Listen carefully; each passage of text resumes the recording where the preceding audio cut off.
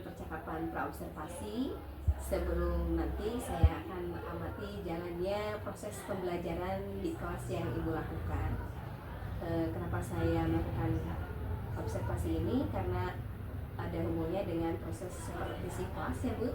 Adapun tujuannya itu supaya nanti ketika melakukan supervisi itu saya mengetahui dan juga mengevaluasi jalannya proses pengajaran yang Ibu lakukan. Kemudian juga kenapa diadakan percakapan praobservasi sebagai persiapan awal supaya nanti Ibu melakukannya lebih siap lagi, lebih percaya diri sehingga memberikan pembelajaran yang terbaik bagi murid Ibu. Ada beberapa pertanyaan yang akan saya sampaikan kepada Ibu. Yang pertama berkaitan dengan tujuan. Apa tujuan pembelajaran yang Ibu ingin capai dalam modul yang sudah Ibu buat? Ya, berdasarkan rancangan pembelajaran yang saya tuliskan, sudah ada 2 tujuan yang akan nanti saya lakukan, yaitu yang pertama memahami kohesi dan koherensi, dan yang kedua adalah menilai kohesi dan koherensi dalam teks deskripsi. Baik, jadi ada 2 tujuan ya Bu dalam modul yang ingin dicapai. Nah, bagaimana dengan cara pengembangan yang ingin Ibu capai atau Ibu ingin lakukan dalam observasi? Ya, untuk area pengembangannya saya menggunakan 2 aspek pengetahuan, 2 aspek, yaitu aspek pengetahuan dan aspek keterampilan. Yang pertama yaitu aspek pengetahuan, jadi siswa memahami kohesi dan koherensi.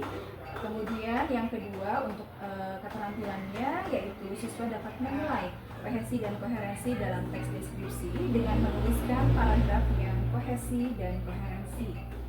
Baik, jadi area pengembangan yang ingin dicapainya adalah bagian aspek pengetahuan dan aspek keterampilan pada siswa Ibu. Nah, saya ingin mengetahui bagaimana rancangan pembelajaran yang ingin Ibu terapkan di dalam kelas. Mungkin dari strategi pembelajarannya, kemudian juga dari model pembelajarannya, ataupun metode pembelajarannya. Untuk strategi yang digunakan, saya menggunakan pembelajaran berdiferensiasi berdasarkan kesiapan pembelajaran belajar siswa, kemudian berdiferensiasi proses yang diintegrasikan dengan pembelajaran secara emosional, begitu Bu? Sosial emosional, betul. Kemudian saya akan melakukan pembagian kelompok sesuai dengan kemampuan siswa, kemudian keterampilan dan keaktifan siswanya. Dan untuk model yang saya gunakan adalah model pembelajaran berbasis masalah atau problem based learning. Untuk metodenya mungkin saya menggunakan diskusi kelompok, tanya jawab, dan juga penugasan. Baik, jadi rencana yang akan Ibu terapkan di dalam kelas menggunakan strategi pembelajaran berdiferensiasi yang diintegrasikan dengan pembelajaran sosial emosional ya Bu. Kemudian juga menggunakan model pembelajaran problem based learning atau PBL, dan juga dengan metode berdiskusi kelompok, kemudian penugasan dan juga tanya jawab ya Bu. Nah, bagaimana dengan media pembelajaran yang akan Bu Laras pergunakan di dalam kelas? Untuk media pembelajarannya, mungkin saya nanti akan menggunakan beragam contoh teks deskripsi yang di dalamnya terdapat kohesi dan koherensi. Kemudian lembar LKPD atau lembar kerja siswa, lalu salin siap PowerPoint dan juga laptop tentunya. Baik, kira-kira kapan Ibu akan melakukan kegiatan pembelajaran tersebut? Di hari apa? Di kelas apa? Dan juga di jam berapa Bu? Ya, kebetulan saya ada jadwal pada hari Rabu jam pertama di kelas 9D. Bagaimana Bu? Baik, jadi nanti di hari Rabu ya Bu ya, jam ke-1 ya, pertama saya akan datang ke kelas Ibu. Saya akan melakukan supervisi dan saya akan melihat dan mencatat ya, hal-hal apa saja yang terjadi di dalam kelas ya Bu. Nah, nanti jika Ibu sudah melakukan observasi atau pembelajaran di dalam kelas, kita akan melakukan percakapan yang terakhir, yaitu percakapan pasca observasi. Dan percakapan itu akan didampingi oleh pengajar praktik Bu ya. Sebelum kita akhiri, kira-kira apa yang Ibu dapatkan dari hasil percakapan kita hari ini? Hasil percakapan hari ini memiliki banyak persiapan untuk saya mungkin ya mendapatkan gambaran yang bagus untuk kedepannya, yaitu saya mungkin nanti akan menyiapkan media pembelajaran yang akan digunakan nanti. Untuk itu juga saya akan mempersiapkan dari sekarang. Kemudian saya memiliki gambaran juga dari percakapan yang kita lakukan hari ini, berarti mempersiapkan harus sejak dini. Nanti lebih baik. Baik Ibu, terima kasih atas waktunya dan sudah bersedia berbincang-bincang dengan saya di percakapan pra-observasi ini. Sampai bertemu di kegiatan observasi kelas di hari Rabu ya Bu ya, jam pertama. Demikian percakapan kita hari ini. Sampai bertemu di kegiatan observasi kelas dan juga percakapan pasca observasi. Assalamualaikum warahmatullahi wabarakatuh.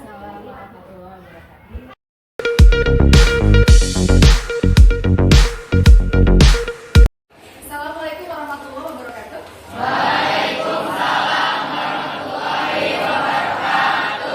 Ya, sebelum kegiatan belajar mengajar dimulai, alangkah lebih baiknya kita berdoa dulu bersama-sama, dipimpin oleh ketua kelasnya. Silakan. Siap, berdoa mulai.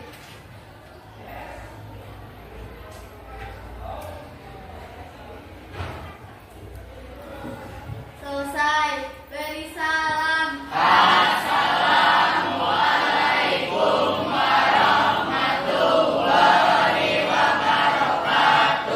Waalaikumsalam warahmatullahi wabarakatuh. Kelas 9D, apa kabar semuanya hari ini? Alhamdulillah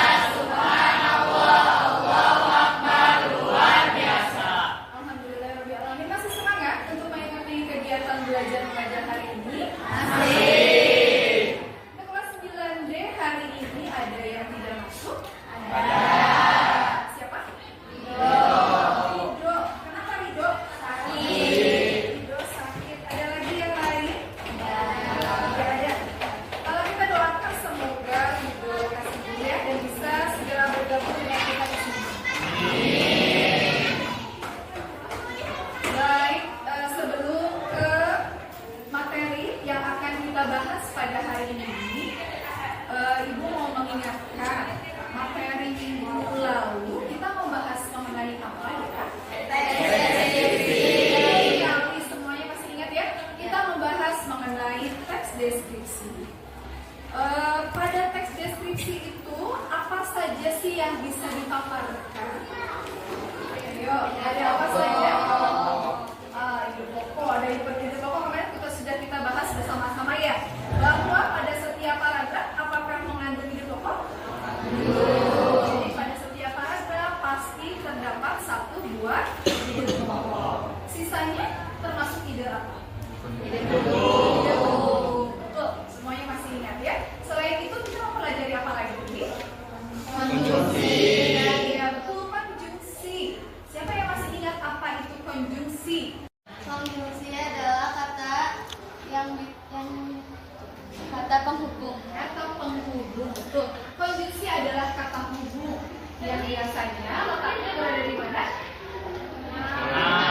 Betul, karena menghubungkan antara kata yang satu dengan kata yang lain. Ada juga kata penghubung yang biasanya letaknya di awal paragraf. Nah, tujuannya adalah menghubungkan antara paragraf yang satu dengan paragraf yang lain. Seperti itu.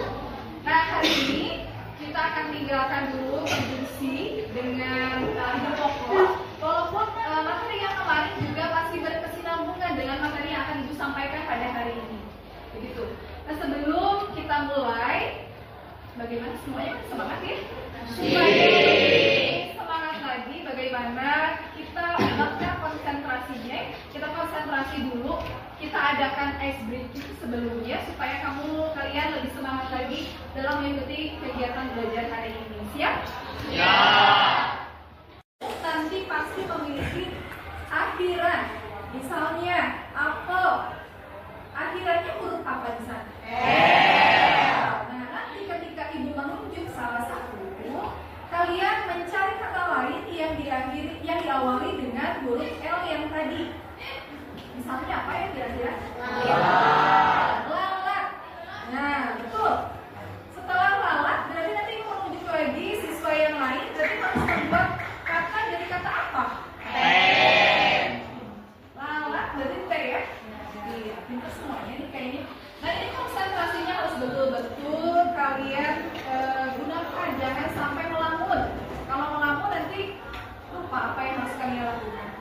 Sudah siap? Sudah. Nanti Ibu menunjuknya random aja ya, siapapun nanti Ibu akan tunjuk. Kalian harus siap. Mulai dari kata balon. Lalu Ibu akan tunjuk satu orang di belakang yang silakan. Balon. Nanas. Silakan kamu lempar, mau ke siapa?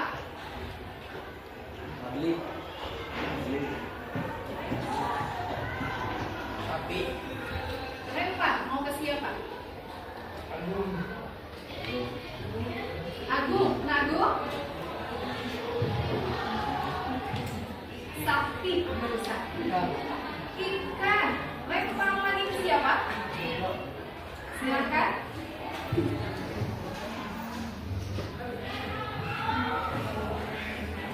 Ikan. Jadi akhirannya ada huruf apa ya? Apa berarti? Tidak selalu binatang ya, apapun itu. Silakan. Kasih semangat dulu untuk Ridho.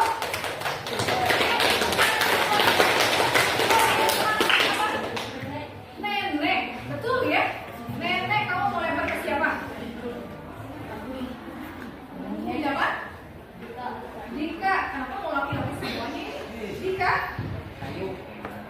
Hah? Kayu. Mau dilempar ke siapa? Ular. Oke, sudah benar semuanya ya. Tepuk tangan untuk kalian. Ternyata beberapa orang siswa yang Ibu tunjuk, alhamdulillah ya semuanya sudah fokus, sudah konsentrasi walaupun tadi ada Ridho keterlambatan mungkin ingin diberikan semangat oleh kita ya. Tapi tadi setelah diberikan semangat, alhamdulillah Ridho bisa menjawab dengan benar. Luar biasa sekali. Bagaimana apakah semangat kalian semakin bertambah? Walaupun tadi orang tuanya kurang beruntung ya karena tidak kebagian menjawab. Jadi laki-laki lempar lagi laki-laki terus-terusan sampai akhir. Kenapa tidak mau berubah? Ya padahal juga pasti mampu ya. Bisa tidak kalau misalnya ditunjuk seperti tadi? Bisa. Tentunya.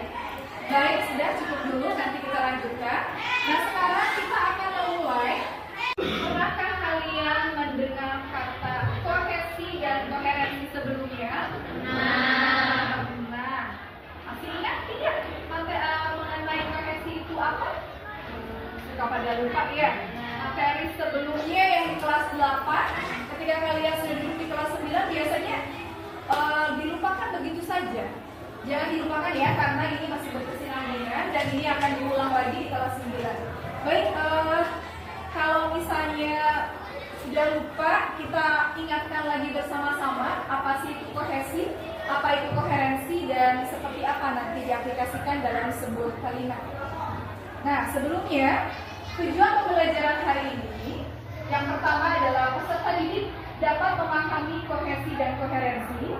Jadi harapannya kalian nanti paham tentang kohesi dan koherensi. Kemudian yang kedua, peserta didik dapat menilai kohesi dan koherensi suatu paragraf dengan tepat. Jadi nanti kohesi dan koherensinya akan ada dalam setiap paragraf, lalu kalian bisa menentukannya dengan tepat. Seperti itu. Sudah siap? Siap. Nah, baik. Pada hari ini kita akan membahas mengenai kohesi dan koherensi. Coba perhatikan ke depan. Di situ ada paragraf yang baik memiliki kohesi dan koherensi. Kohesi mengandung satu gagasan utama, semua informasi mendukung gagasan utama, kalimat-kalimat berhubungan erat dengan gagasan utama, kalimat-kalimat merujuk pada kalimat pertama. Kemudian adanya pengulangan kata, kemudian ada konjungsi antar kalimat, contohnya yaitu oleh karena itu. Siapa yang bisa membuat kalimat menggunakan konjungsi oleh karena itu? Ya, silakan.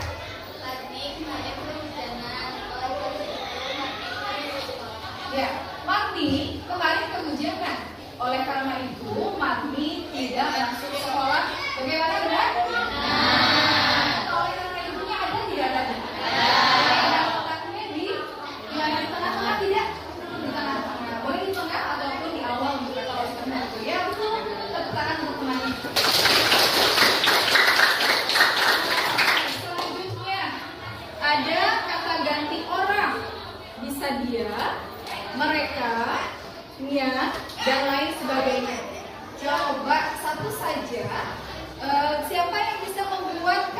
dari kata ganti orang dia.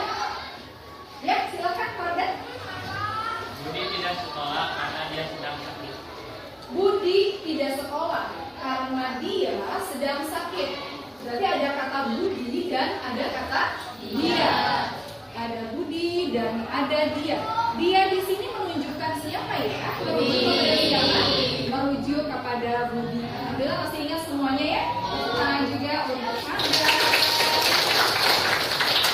Selanjutnya yang terakhir ada kata ganti tunjuk.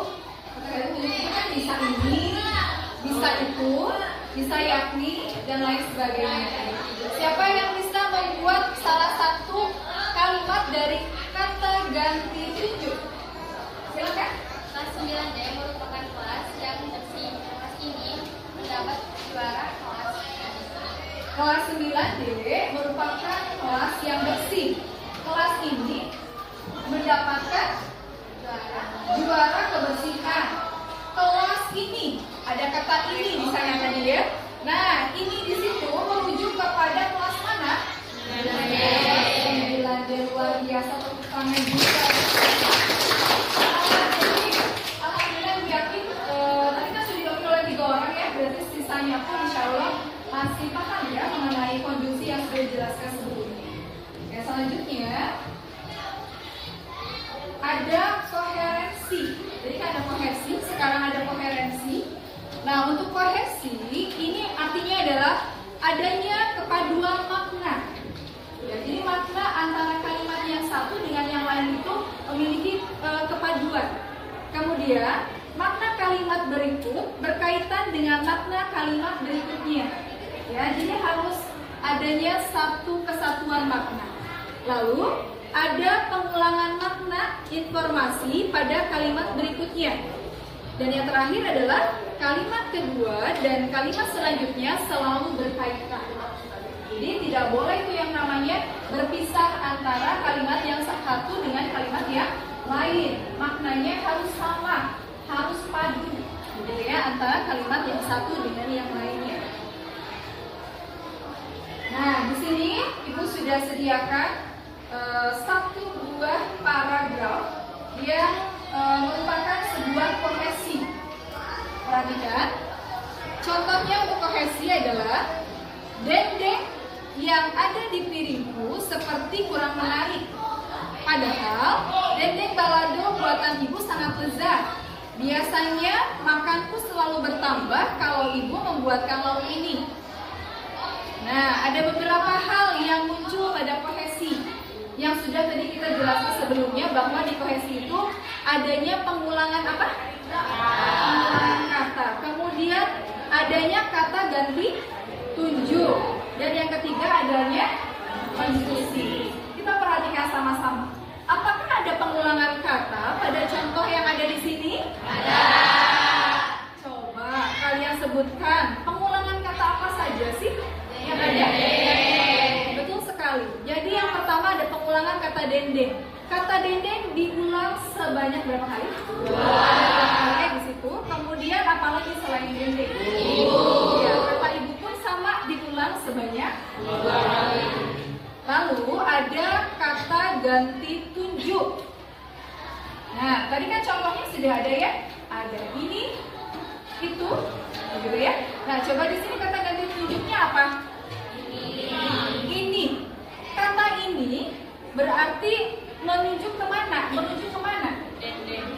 Iya. Biasanya makanku selalu bertambah kalau ibu membuatkan lauk ini.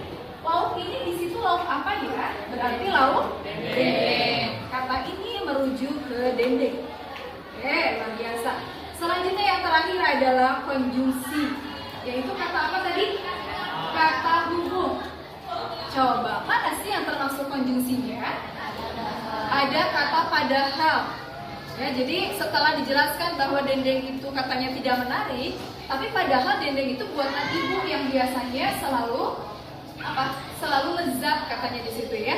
Nah, jadi konjungsinya adalah kata padahal. Mengerti? Ini contoh dari konjungsi kohesi. Selanjutnya, nah di sini ada juga selain kohesi dari koherensi. Coba tolong dibacakan oleh satu orang. Siapa yang mau baca? Terlihat tidak sampai belakang? Terlihat? Coba yang cepat saja.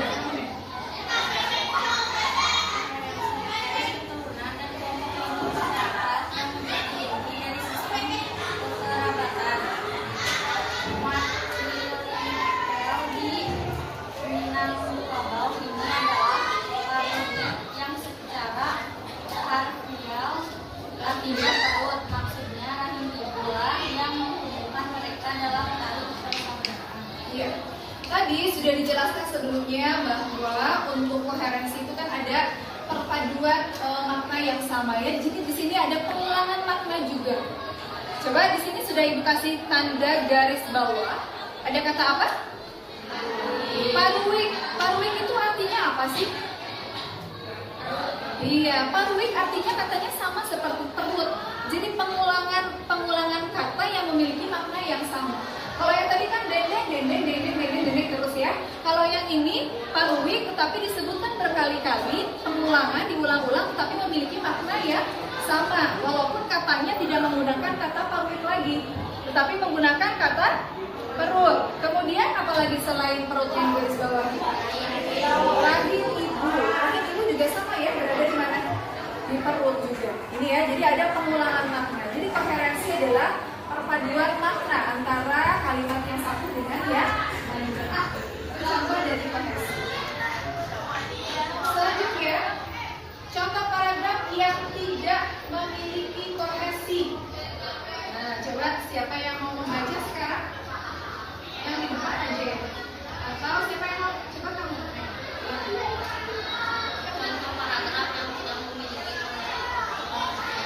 saat mempelajari penduduk, aku dan teman-teman di kelas terlatih mengisi formulir sesuai data. Banyak kolom yang harus kami isi termasuk nama ayah dan nama ibu. Salah satu temanku heran mengapa nama belakangku sama dengan nama belakang ibuku, bukan ayahku. Aku ingat dan teman sekolah di sekolah dan saya yang baru pindah dari sekolah lain. Namanya panjang termasuk nama keluarga dan gelar bangsawanan. Aku berpikir alangkah repotnya mengisikan nama panjang ini di formulir. Ya. Jadi di situ katanya ada yang tidak memiliki kohesi. Apa tadi kohesi? Anda lihat ada dua gagasan utama. Satu, tokoh mempelajari sensus penduduk. Dua, tokoh teringat kejadian di sekolah dasar. Jadi di sini ada dua gagasan utama yang berwarnanya biru. Nah, ini berarti menceritakan mengenai apa? Mengenai apa? Tokoh mempelajari sensus penduduk. Kemudian yang ditandai warna merah mempelajari apa? Tokoh teringat kejadian di sekolah dasar. Itu ya, jadi agar ada kohesi, paragraf ini dijadikan dua sesuai dengan gagasan utama masing-masing. Kemudian kalimatnya disesuaikan lagi nanti. Seperti itu. Kita dulu. Nah, ini adalah contoh paragraf yang tidak memiliki koherensi, tidak memiliki kepaduan makna. Coba laki-laki itu harus suaranya dari tadi. Siapa yang mau membaca? Siapa yang mau membaca? Silakan diangkat tangannya. Sudah. Coba Rizky. Rizky. Silakan Ki. Terbaca tidak Ki? Oh, tidak terbaca. Yang terbaca dia yang terbaca ya? Silakan.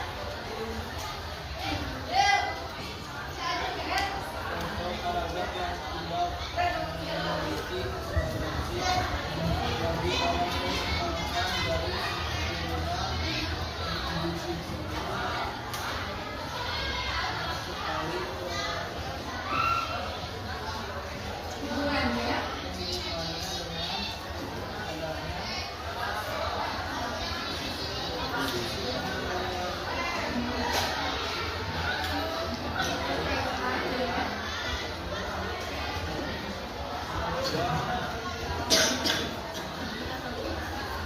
tidak terlihat. Coba yang paling depan yang terlihat.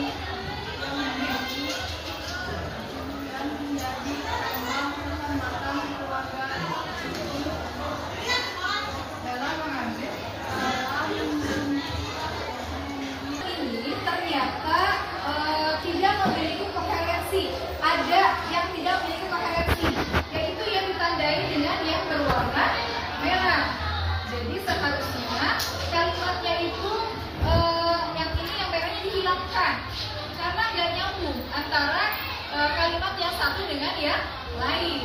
Jadi yang merah ini ketika sedang menceritakan mengenai Minangkabau, ya, kemudian tiba-tiba ada menjaga budaya tradisional penting bagi bangsa Indonesia, itu tidak koheren, ya. Jadi ini yang harus diperbaiki.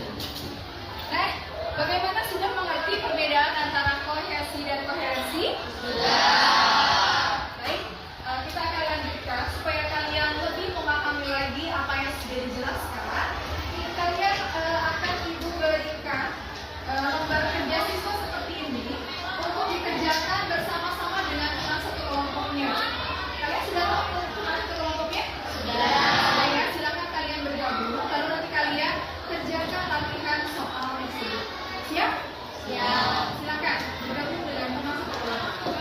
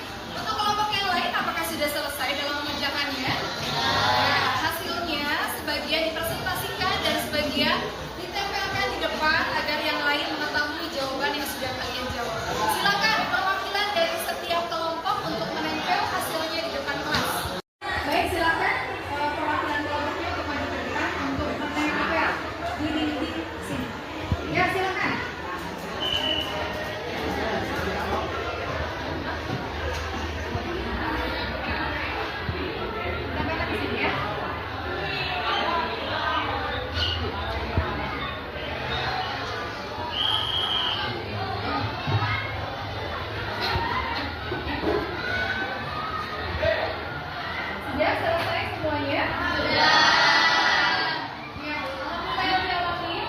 Berarti ketika tadi presentasi jawaban dari temannya sudah benar, kemudian hasil yang didapatkan pun sudah sesuai dengan pertanyaan yang ada di situ. Jawabannya sudah sesuai. Jadi sudah luar biasa, kalian sudah memahami materi mengenai kohesi dan koherensi. Tepuk tangan untuk kalian semuanya. Jadi kegiatan belajar mengajar hari ini sudah dicukupkan sampai di sini. Siapa yang bisa mengambil kesimpulan bahwa kohesi dan koherensi itu apa sih? Ayo, silakan.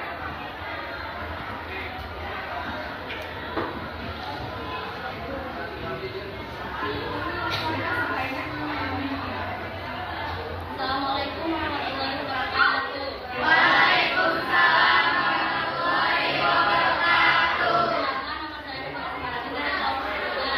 Di sini saya akan menjelaskan kesimpulan hari ini. Kesimpulan hari ini kita dapat mengetahui dan memahami koherensi dan koherensi. Koherensi merupakan pengulangan kata dan petunjuk dan konjungsi. Sedangkan koherensi merupakan perpaduan makna.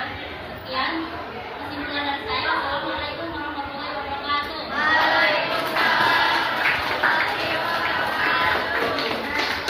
Baik, untuk tugas yang harus kalian lakukan di rumah adalah yang harus kalian kerjakan adalah kalian harus mampu membuat sebuah paragraf yang mengandung kohesi dan koherensi. Bisa tidak ya kira-kira? Bisa ya? Harus bisa ya? Sudah siap? Siap kalian mengerjakan tugas tersebut? Oke, nanti di pertemuan selanjutnya tugasnya dikumpulkan. Kemudian akan kita lihat seperti apa sih paragraf kohesi dan koherensi yang sudah kalian kerjakan. Sebelum kita tutup, ada yang ingin ditanyakan terlebih dahulu? Semuanya sudah mengerti ya? Kegiatan belajar hari ini. Terima kasih atas perhatiannya. Wassalamualaikum warahmatullahi wabarakatuh.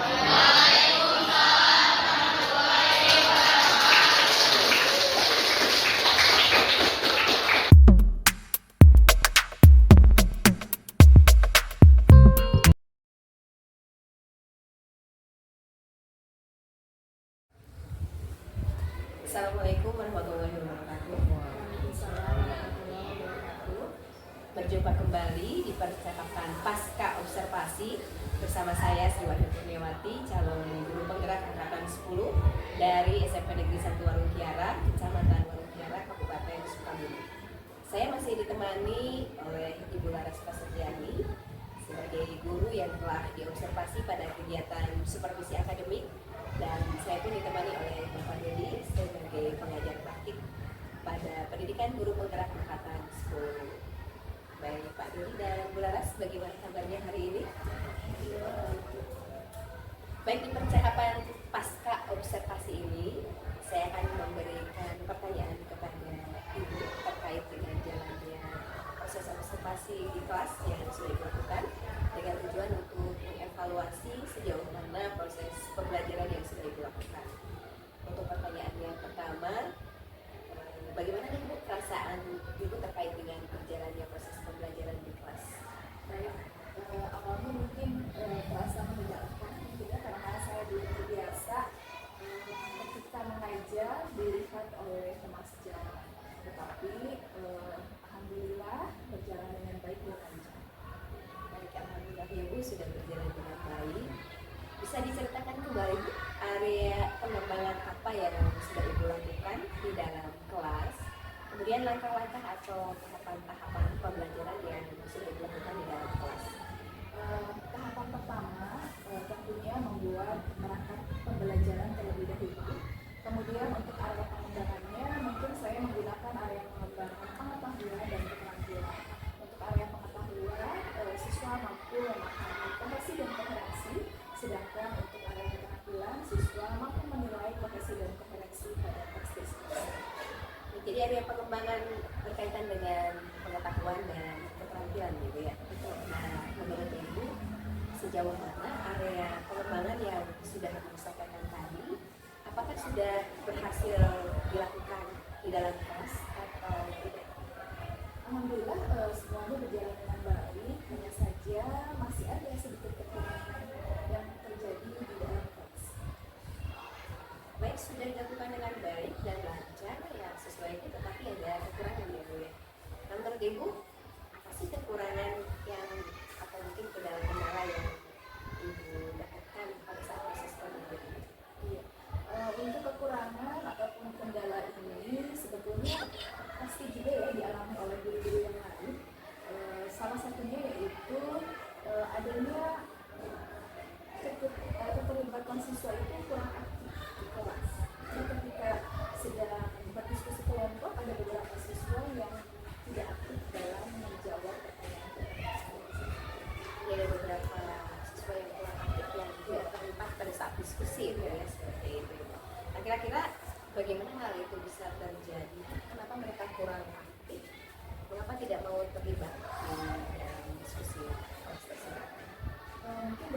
pembagian kelompoknya ya, di situ kan jumlah siswanya terlalu banyak pada setiap kelompoknya. Jadi ada beberapa siswa yang keterlibatannya tidak aktif. Kemudian nanti ke depannya saya akan melakukan pendekatan sesuai dengan minat anak. Kemudian saya pun akan membagi kelompok tersebut berdasarkan gaya belajarnya. Gaya belajarnya akan saya bagi menjadi gaya belajar yang visual, auditori, dan kinestetik. Jadi harapan saya pada kegiatan kerja kelompok nanti siswa akan lebih nyaman berada di kelompok tersebut. Seperti itu. Baik, jadi berarti tujuan pendekatan yang akan dilakukan itu ada dua ya Bu ya, berdasarkan minat belajar dan gaya belajar. Ini kita fokuskan aja, mungkin Ibu ada yang salah satu dari itu mungkin mau ke minat belajarnya atau ke gaya belajarnya. Baik, apabila dipilih untuk salah satu antara minat anak dan gaya belajar, nanti saya akan memilih gaya belajarnya. Gaya belajar dari visual, auditory, dan kinestetik. Jadi gaya belajar yang difokuskan itu bagaimana kira-kira Ibu bisa mengetahui gaya-gaya belajar siswa tersebut? Jadi nanti itu seluruh siswa akan mencoba menggunakan aplikasi Aku Pintar, menggunakan gawainya masing-masing. Jadi kita dapat mengetahui siswa tersebut nanti masuk ke visual, auditory, atau kinestetik untuk gaya belajar tersebut. Bagus sekali Mbak Dini ya. Dengan apa tadi Bu? Aplikasi Aku Pintar. Ya, kira-kira nih kapan Ibu akan melakukan perubahan dan rencana yang tadi Ibu sebutkan tadi? Sejauh ini untuk waktunya belum ditentukan, tapi insya Allah akan secepatnya saya lakukan. Banyak teman-teman sepatnya Bu ya, apalagi sekarang di awal-awal pembelajaran. Ibu, terima kasih banyak atas jawaban-jawabannya. Mudah-mudahan apa yang direncanakan bisa terrealisasikan.